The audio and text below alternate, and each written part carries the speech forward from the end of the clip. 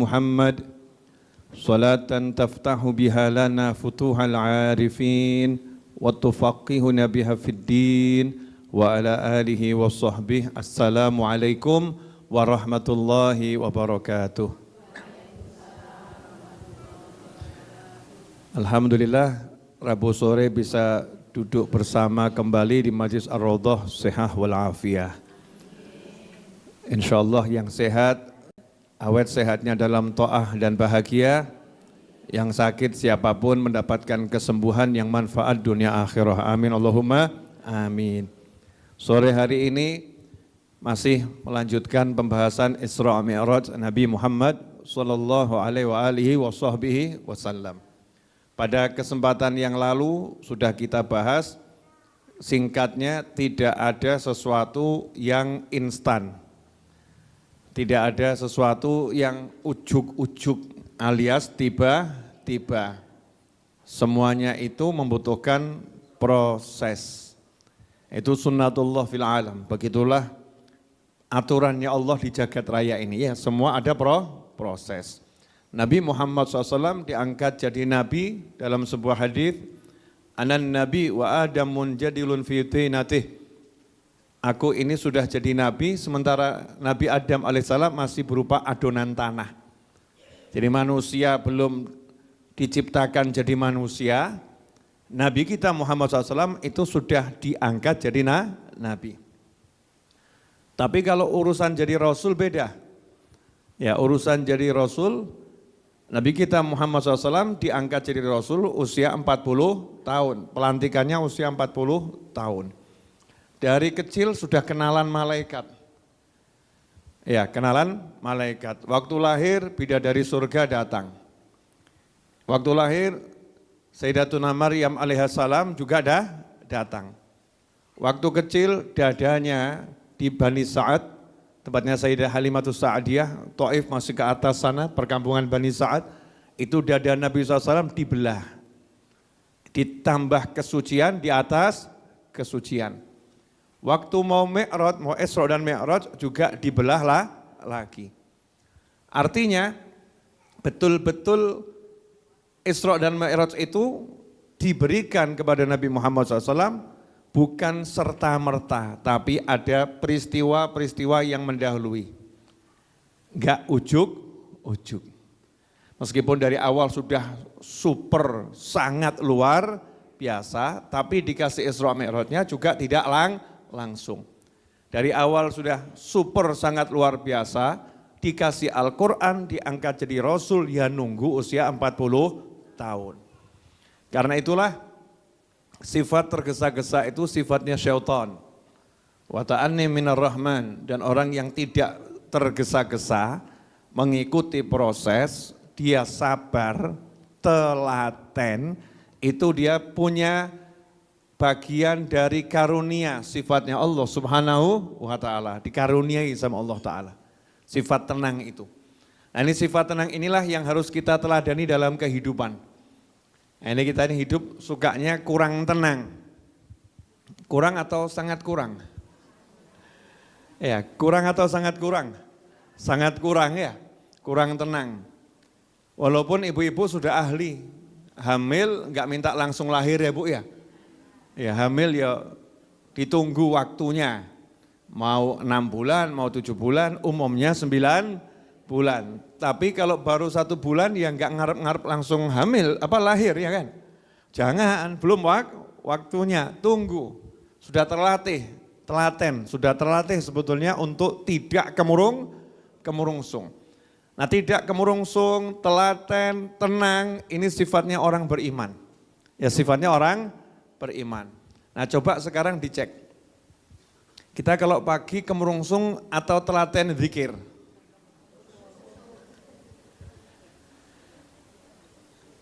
Ya kan? Padahal itu tiap pagi kita jalani, benar? Nah, seringkali manusia itu jadwal hidupnya salah. Jadwal hidupnya salah. Sholat itu berapa waktu? 5 waktu.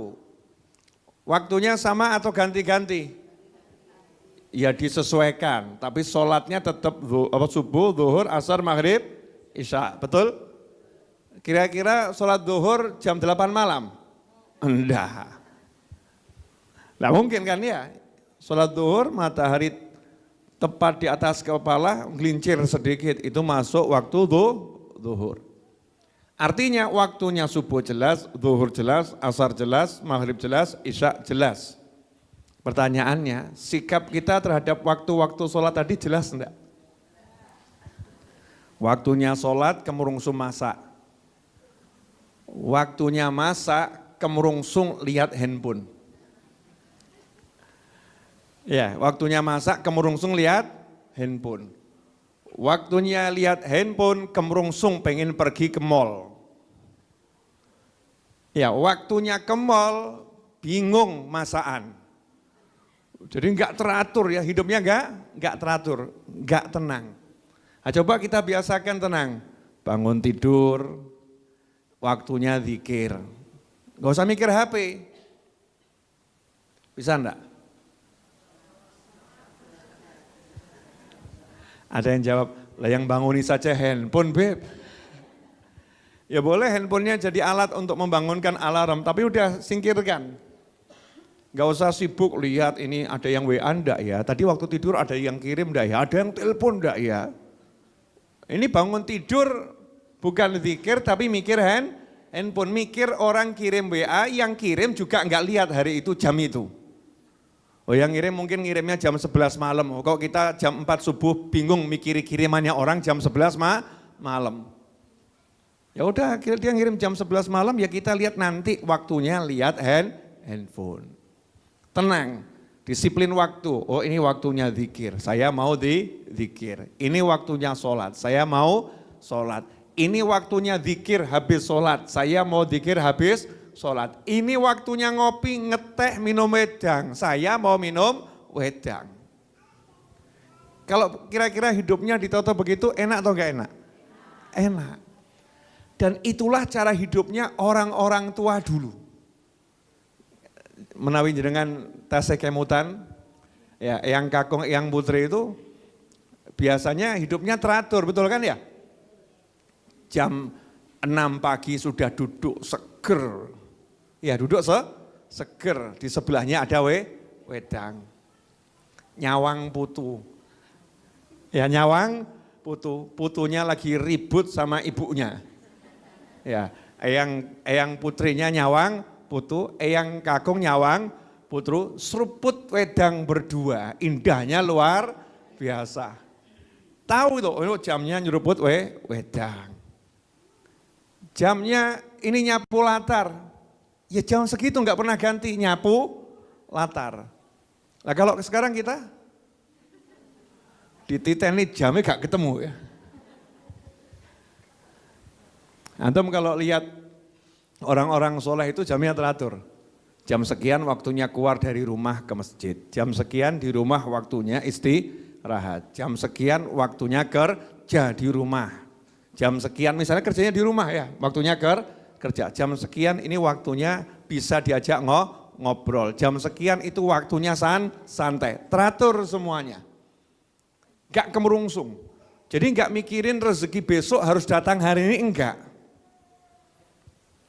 Rezeki besok ya biar datang besok, rezeki hari ini ya biar datang hari ini. Kalau kita saiki ora cetha, sesuk ya bingung.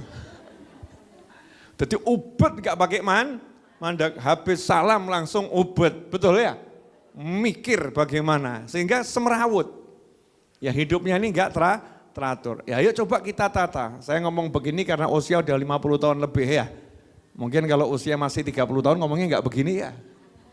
Usia 50 tahun lebih kan harus lebih matang, harus lebih noto hidup.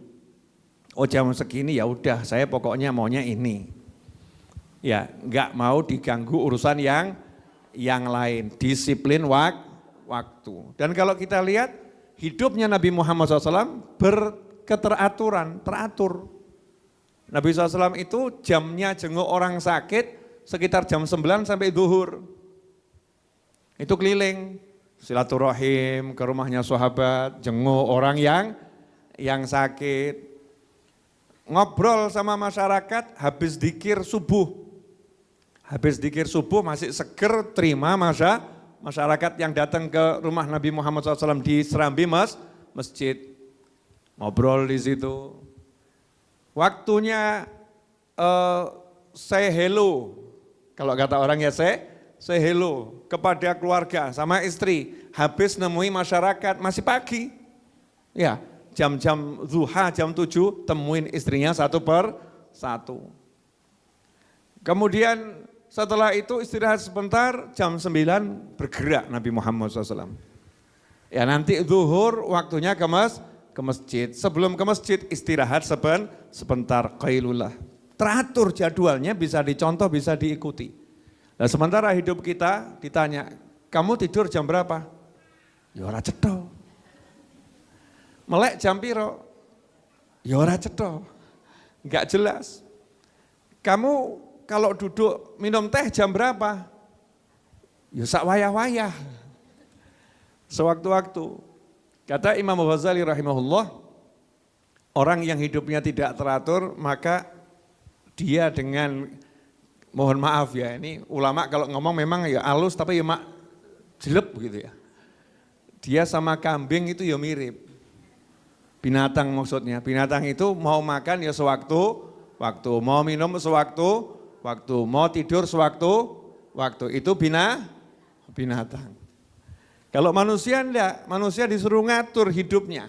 Nanti ada berkah waktu di situ. Makanya Allah buat alam jagat raya ini berteraturan ya, teratur. Matahari terbit jam berapa, tenggelam jam berapa, teratur. Kalau yang namanya orang mau nanam padi ya, kira-kira itu nanti waktunya panen bulan keberapa, teratur ya, semuanya teratur.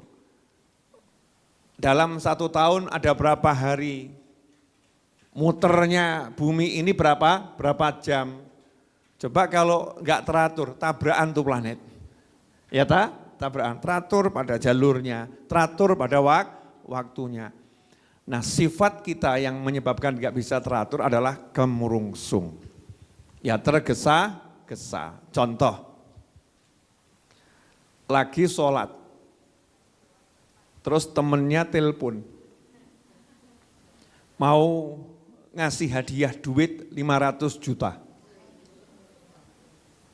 Temennya ngomong, saya mau ngasih kamu hadiah duit 500 juta ya, nanti saya telepon ya, oh iya. Jenengan nunggu, enggak ada telepon. Telepon enggak masuk. Kok subhanallah, Allahu Akbar. Baru dapat kira-kira Al-Fatihah, teleponnya berdering terus. Enggak jelas nih yang nelpon siapa, tapi teleponnya berdering terus. Pertanyaan saya, lanjut nopo batal? Lanjut nopo batal nih? Harusnya lanjut ya, harusnya lanjut. Oke lanjut, batal kan enggak boleh ya, harusnya lanjut. Pertanyaan kedua, lanjutnya tenang atau kemurungsung? Kemurungsung. Kenapa? Karena nganggap yang mau didapat itu lebih besar dari apa yang sedang didapat. Padahal enggak ada yang lebih besar daripada sholat. Kalau kita biasa gitu, orang dulu santai, rezekiku orang yang dinti, ora bakal hilang. Kalau rezeki saya enggak bakal hilang. Kalau rezekinya orang enggak akan jadi milik saya. Teratur, walaupun enggak mengabaikan. Bukan kemudian sakkarepe dewe, kita tahu itu ya, tidak mengabaikan apapun dan siapapun, tapi betul-betul teratur. Sehingga ketika terjadi peristiwa yang tidak teratur, itu pasti darurat. Ya pasti darurat. Contoh, suatu hari Sayyidina Abu Bakar radhiyallahu ta'ala anhu dan Sayyidina Umar bin Khattab radhiyallahu ta'ala anhu pergi ke masjid. Nah, Sayyidina Abu Bakar lihat Sayyidina Umar lihat Sayyidina Abu Bakar, dua sahabat Nabi ini. Ini bukan jamnya sholat, kamu kok ke masjid, kenapa? Bukan jamnya ke masjid, mohon maaf, ini bukan jamnya ke masjid, tapi kenapa kamu ke masjid? Artinya sahabat itu punya jam rutin ke masjid. Kenapa? Sahabat teratur, enggak terus duduk di masjid, terus enggak. Karena ada tanggung jawab sama keluarga, ada tanggung jawab pekerjaan. bekerja, ada tanggung jawab silaturahim pada kerabat, ya. Ada tanggung jawab hidup sosial dengan masyarakat yang lain. Tidak di masjid terus. Maka ke masjidnya ada waktunya. Ada waktunya. Ini bukan waktunya ke masjid. Lah kamu kok ke masjid kenapa? Dijawab, lapar. Jadi sahabat itu punya kebiasaan di masjidnya Nabi Muhammad SAW ada sekelompok orang yang memang standby, tidak kemana-mana. Ini orang-orang khusus ya, orang-orang khusus. Kalau kita bilang, kalau di masjid-masjid kita boleh ngomong apa itu? Setiap daerah beda-beda ya, marbotnya masjid, yaitu dia di masjid terus, memang tugasnya bersihkan masjid, jaga masjid ya. Dan jenengan pengusaha kok mau jadi marbot? Ya kan enggak ya, pengusaha ya bergerak, jangan tinggal di masjid terus. Marbotnya memang tinggalnya di masjid, jaga masjid, urusi masjid. Kalau di tempat kita marbot, zaman Nabi namanya Ashabus Suffah. Sekelompok sahabat yang tinggal di serambi masjid, tugasnya betul-betul khidmah kepada Nabi Muhammad Sallallahu Alaihi Wasallam. Tidak bekerja, karena sudah tidak punya keluarga. Fokus hanya untuk Nabi Muhammad SAW. Dan tidak pernah berkeluh kesah. Jadi kalau ada makan gak ada puasa. Makanannya dari mana? Dari enter-enterannya sahabat. Karena sahabat kalau makan gak mau sendiri, ajak-ajak temennya. Ya ajak-ajak temennya. Jadi kalau punya makanan dibawa ke masjid. Nah ini Sayyidina Abu Bakar, Sayyidina Umar berada di masjid, bukan jamnya untuk di masjid. Kenapa kamu ke sini bukan jamnya ke masjid? Lapar. Lah kamu kenapa? Podo. Jadi beliau berdua ini sama-sama cari makan dan kebetulan tidak ada yang ke masjid bawa makanan. Ditunggu enggak muncul-muncul tuh makanan. Maka datang Nabi Muhammad SAW. Rasulullah nanya kepada sahabat berdua tadi, kalian ini kok ke masjid jam segini? Ini bukan jamnya ke masjid. Kok kalian ada di masjid? Maka dijawab, kami lapar wahai Nabi Muhammad SAW. Siapa tahu ada yang bawa makanan ke masjid. Terus sahabat nanya, ya Rasulullah, ini juga bukan jamnya ke masjid, kok jenengan ada di sini? Ada apa? Maka dijawab, sama, saya juga. Ya saya juga itu, belum makan sekian hari itu. Bukan jam ya, sekian hari. Maka Nabi SAW mengatakan kepada beliau berdua, ayo ikut saya. Kita ke rumahnya sahabat Abu Ayyub Al-Ansari radhiyallahu ta'ala anhu. Abu Ayyub Al-Ansari ini radhiyallahu ta'ala anhu sahabat yang rumahnya dulu dipakai Nabi SAW sebelum Rasulullah punya rumah di Masjid Nabawi. Tinggal di situ berbulan-bulan. Dan setiap Nabi ke sana pasti dijamu. Ya pasti dijamu. Nah hari itu Rasulullah ngajak, ayo kalian tak ajak rumahnya Abu Ayyub. Sampai di sana Abu Ayyub lagi di kebun, istrinya dengar Nabi datang SAW senang gitu ya. Langsung lapor sama suaminya. Suaminya datang langsung nyiapkan kurma dengan berbagai tipenya. Tipe kurma mentah, matang, setengah matang. Itu semua enak itu. Ya semua enak. Kemudian berkata pada Nabi Muhammad SAW, ya Rasulullah saya lagi sembelihkan kambing. Lagi saya masak kambingnya. Pokoknya duduk dulu santai. Ditunggu oleh Nabi Muhammad SAW dan Sayyidina Abu Bakar, Sayyidina Umar. Sambil beliau berdua nih yang lapar tadi bayangkan ya kambing ya. Ya kambing. Nah begitu selesai dihidangkan fresh kambingnya bukan dari kulkas, bukan dari freezer. Langsung disembelih fresh dagingnya. Makanya ada orang ikut sunnah Nabi. Nabi itu makan daging kambing. Kalau ikut jangan separuh-separuh. Jangan setengah-setengah ya. Kambingnya fresh, bukan kambing kulkas. Jadi kalau ada orang makan daging kambing terus jadi sakit darah tinggi macam-macam karena kambingnya bukan kambing yang fresh, kambing yang udah disimpan di kulkas mungkin 5 tahun. Ibu-ibu kan rajin tuh yang nyimpen sampai 5 tahun, 10 tahun gitu ya Bu ya. Di freezer kan gak apa-apa, 20 tahun ya Bu. Capek di freezer. Nah itu setelah dikumpulkan di hadapan Nabi SAW, dihidangkan, Nabi Muhammad SAW gak makan dulu.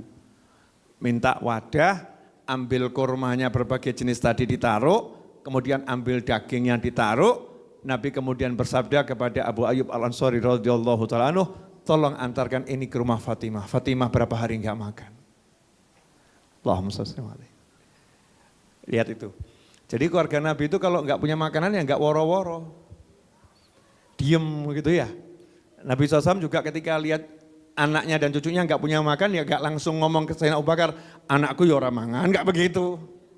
Diem.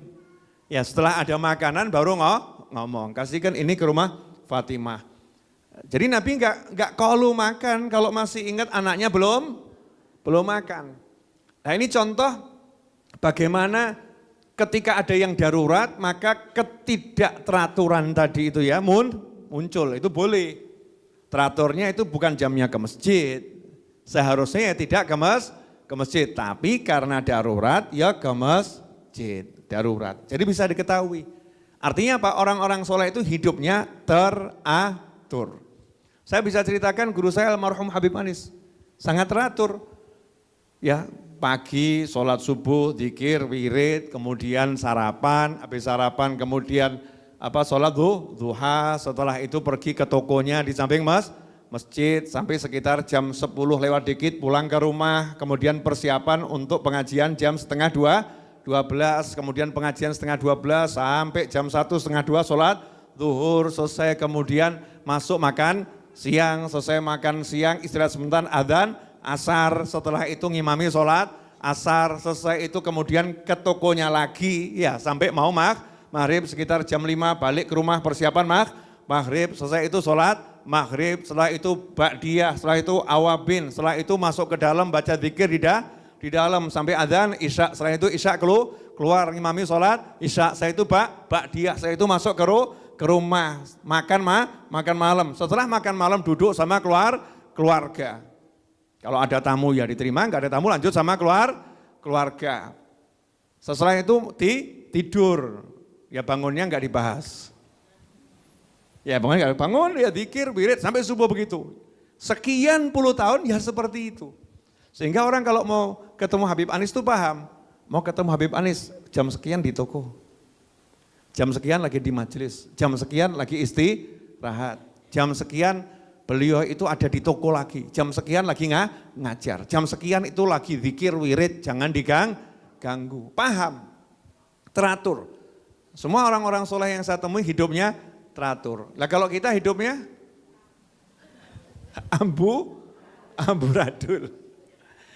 Ya, bisa ditoto ya, mesti ada waktu untuk nata. Fungsinya apa menata itu? Berkah waktunya.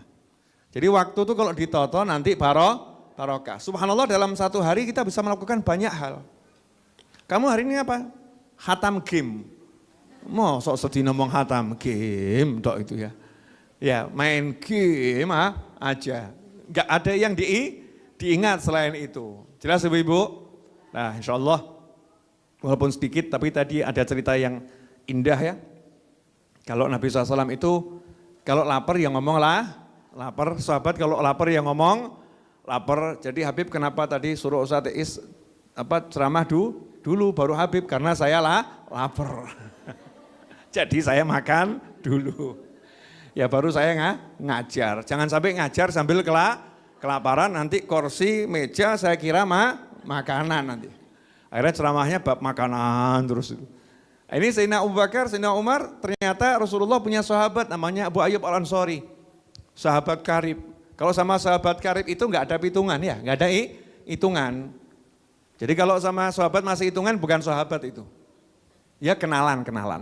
Jadi kalau ngaku sebagai ada orang ngaku muridmu, ngaku sahabatmu, ngaku temanmu, masih hitungan, itu namanya bukan sahabat, bukan murid, bukan teman. Tapi apa kenalan. Kalau udah sahabat gak hitungan. Baru datang saja belum ngomong udah paham kok. Betul kan? Nabi datang belum ngomong sudah paham. Sekarang ada yang ngakunya sahabat, kita udah ngomong sampai busanya itu banyak, ya orang mudeng, karepmu piye. Padahal sudah cetha welo. Ngalami enggak yang begini? Ya udah sejelas-jelasnya masih pura-pura tidak paham. Ya enggak apa-apa, namanya juga bukan sahabat tapi kenalan. Makanya jangan gampang-gampang ngasih julukan sahabat pada seseorang dan jangan gampang-gampang ngaku sahabat. Dan jangan gampang-gampang ngaku murid. Ya, mungkin kita ini jamaah pengajian gitu ya. Belum sampai tahapmu murid. Saya mau ngaku murid aja tuh takutnya luar biasa. Jadi orang kalau udah ngaku murid sama gurunya itu, seandainya ginjalnya diminta tuh ya dikasihkan. Nyawanya diminta ya dikasihkan. Paham ya? Jadi misalnya kok gurunya sakit jantung, ya, dia sakit ginjal juga gurunya, ginjalnya parah, ginjalnya dia bagus. Ini kalau disedekahkan ke gurunya resikonya dia bisa meninggal dunia. Dia nggak bakal mikir seperti bapak sama anak itu ya, ambil ginjal saya. Itu di Solo ada orang tua sama anaknya itu, Masya Allah. Ibunya sumbangkan ginjalnya ke anaknya. Sehingga ginjalnya ibunya satu, anaknya juga satu sama satu. Itu cintanya orang tua sama anak sama orang tua. Lah cintanya guru dan murid dan guru juga seperti itu ya, seperti itu. Sahabat juga seperti itu. Makanya kalau kita lihat kehidupan Nabi Muhammad SAW, nggak masuk akal tuh sama para sahabat. Yang nggak masuk akal. Seperti itu ya, sahabat-sahabat itu luar biasa. Lah kita belum sampai di sana, bukan berarti jelek, bukan. Orang itu ada tingkatannya masing-masing. Makomnya baru di sini ya. Minimal yang makomnya di sini itu menghargai yang makomnya tinggi. Wah, saya makomnya masih mustami' pendengar. Ya kalau suruh jadi lebih dari itu belum mampu saya. Tapi saya kalau lihat orang yang luar biasa tuh senengnya luar biasa. Kok iso kayak ngono? Kok aku kok urung iso ya? Ikut seneng. Itu nanti menyebabkan kita akan dikelompokkan dalam golongannya orang-orang tersebut. Makanya kita suruh baca kisahnya para wali, jangan kita kemudian nggak mungkin, kita ikut seneng. Kok bisa ya, alhamdulillah ya, mudah-mudahan saya bisa seperti itu. Nah seperti sahabat tadi itu, Masya Allah, begitu datang langsung suguhkan semuanya. Sementara oknum orang zaman sekarang begitu temannya datang sembunyikan semuanya. Ojo ketokan, ketokan dia pas doyan kuwi. Konangan dia entek kuwi. Ya engko entek nanti habis tambah sembunyikan. Ya makomnya masing-masing. Jelas Ibu? Alhamdulillah. Jadi kalau ibu sebagai orang tua anaknya sudah nikah, jangan lepas tanggung jawab. Sayyidah Fatimah sudah nikah, sudah punya anak. Nah bisa juga terus mikirkan putrinya. Begitulah namanya orang tua. Hakadza wa'alafu minkum. Semoga berkah dan manfaat. Wassallallahu ala sayyidina Muhammadin wa alihi wasallam. Walhamdulillahirabbil alamin. Wassalamualaikum warahmatullahi wabarakatuh. Allahumma salli wa sallim ala sayyidina Muhammadin miftahi babi rahmatillah.